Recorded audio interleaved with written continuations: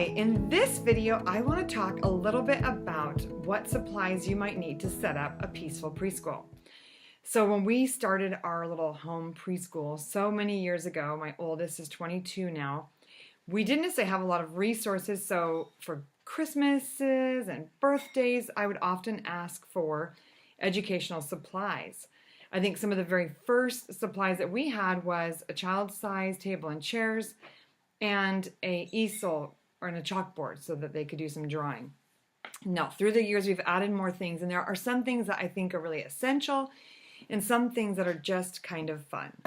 So I'm going to show you some of the things that we have used, and then along with this video, there's going to be a list so you can kind of pick and choose through the list what supplies you want to get. And I'm going to start out with art supplies. And of course you need to have lots of drawing paper and cardstock and copy paper. We go through copy paper like crazy. And then you're also going to need things to write with. So this is our basket of basic Crayola crayons. And I really try hard to weed through fairly frequently and get rid of things like this because, you know, part of our goal is to have things be lovely and help our children to really develop an aesthetic that is not, you know, keeping broken stuff around and not just being kind of messy. I did also order some of these Stockmar crayons. I really wanted to find out what the big deal was with nice supplies like this that they use in Waldorf schools and even Montessori schools. So these are Stockmar beeswax crayons, and I don't think that the quality, like the way that they go on paper, is amazingly better than our Crayolas.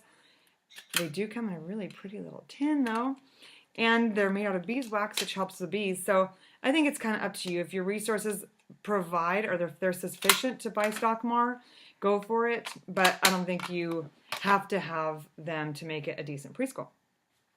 And then with our other writing implements, I like to keep, you know, markers in a crayon. I'm not a huge fan of markers. It seems like young kids are more likely to just leave the lids off. I much prefer crayons or colored pencils.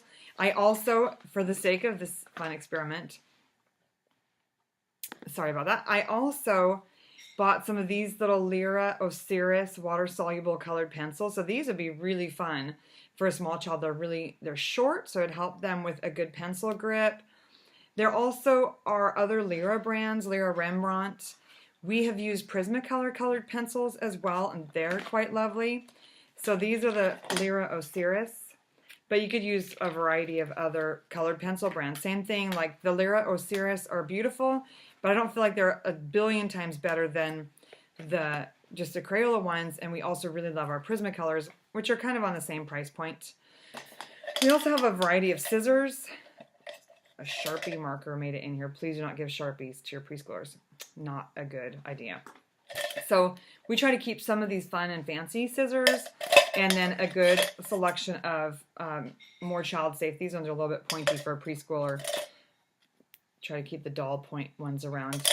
And preschoolers, one activity you can do with preschoolers is just simply draw zigzag lines on a piece of construction paper and put it in a little tray with a pair of child safe scissors and let them work on that.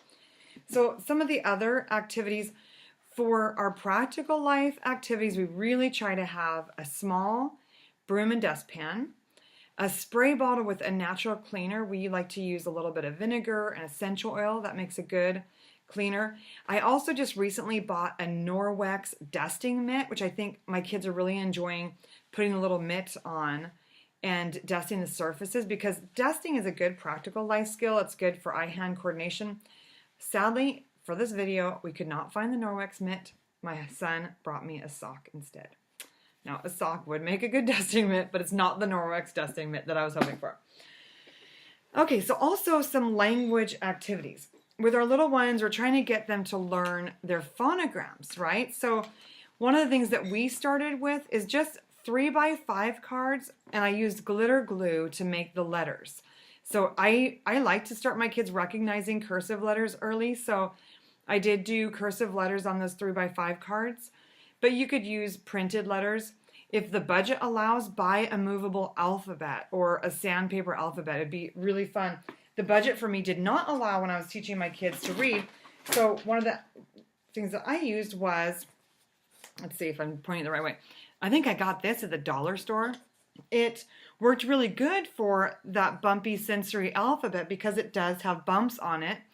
And then I'd have the kids try and trace it so that they were forming the letters properly.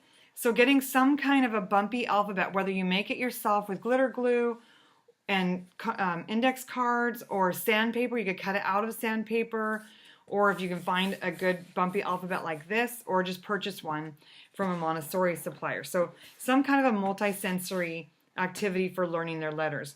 And then you can also we would have a little tray of salt, and I would show my child a letter.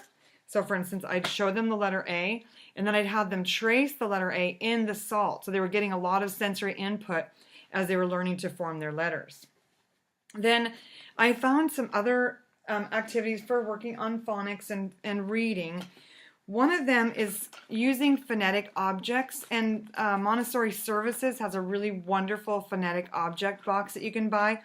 But basically what we did is we pulled together a bunch of little Playmobil toys. So we've got a little cow here. He's got an ear chewed off, I think. He's seen better days.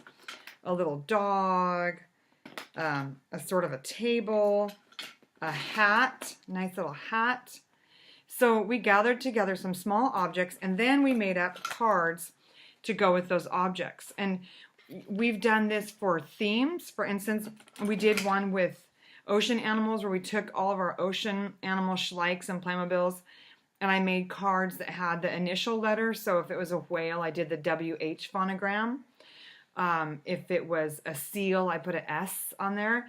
And then I also wrote it out. So they had an opportunity to match up the animal with the phonogram if they were a beginning reader. And if they were reading a little bit more advanced, they could match up the animal with the word. So this one's a little bit more advanced because it does have the full word. But you could just put initial letters so that they could match them up with the letters. You could even use one of your movable alphabets and have them match the letter with the object in that way. One thing I found from actually the dollar aisle at Target was this little puzzle. So any kind of multi-sensory learning is so much better for your children. It sticks so much better and it keeps active hands busy.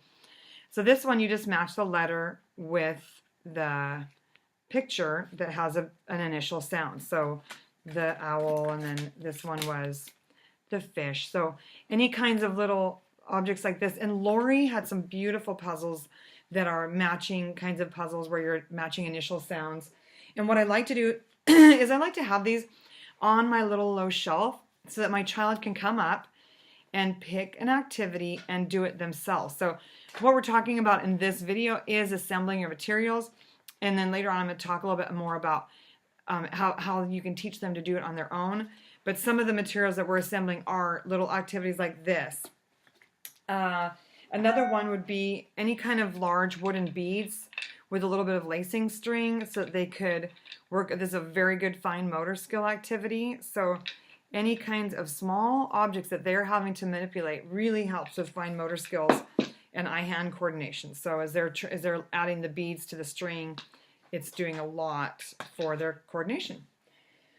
Another activity that's really popular with Montessori schools is any kind of dressing frame. So you can buy them often at Target stores where it has like a little zipper that you zip up and something that you tie and buttons that you button up. So having an activity like that on your shelf is another supply that you might want to have on hand. Another one that we went to actually a thrift store, and I found some of these little bowls and trays because we want to have our activities somewhere we can use them easily. So I got this for $1.50, the thrift store. So having little trays that are nice and light so that your child can carry them, but you can put the activities in them and make it really easy to access. Some other things that are good to use with preschoolers might be something like a pattern block set, lots of little objects and animals that they can learn to use, especially obviously with adult supervision if they're a choking hazard size.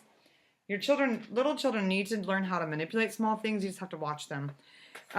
Another Montessori type activity is any kind of stencil. So making activities with stencils where your child can use chalk and fill it in, or where they can use crayons, but this is a really good activity for eye-hand coordination and for learning to use your implements, your writing implements. Some other things that you want to have is, like I said, a table and chair, small broom and dustpan. We'd like to also have a spray bottle with an essential oil cleaner so that they can clean windows. Make sure you have little rags. Some other supplies might be a little sewing kit, having a setup where you have a little embroidery hoop and a large needle and some thread so that they can actually work on some sewing. And for a little bit younger child, maybe get some lacing cards. I know some of the suppliers, like Lori, for instance, has some good lacing cards. This is another fun activity that we did use with our preschoolers. These are the Lori the peg stacker. So this one, we were able to use quite a few different ways. You can stack the pegs, you can sort them by color. So any kinds of sorting activities, especially if they can be displayed in a way where your child can be independent and go grab the tray and pull it off the shelf and do it themselves, is going to be great. Also, having a basket with some musical instruments, maybe a little recorder or a little drum for some rhythmic music time would be great. Obviously, a great selection of books is important. We have a globe so that we can look up places on our globe. We have maps on the wall again, so we can look up places on the map. Having baskets of books around where it's really easy for your small child to pick out a book to read. We also really love pouring activities and sensory bins. So at the thrift store, we picked up a couple of small pitchers that we can use for pouring water back and forth, and we might put that on a metal tray. Also, any kinds of This one's actually an older child's activity. It's a grammar sorting activity. So we have some words that are sorted by part of speech. But this little tray here you could use also for sorting colors, or you could use colored pom-poms and have your child sort them. So it's another good small activity for sorting and hand coordination. This is a little fraction activity that I made up. And I've made, using just felt, I've made little pizza activities. So there's a lot of activities that you can make for small children with just some felt squares that you cut up. So this one has a whole and a half and a quarter. So you can teach some early fraction skills to a young child. And once again, everything is in a little basket so that's easy for your child to get it off the shelf and work on it themselves.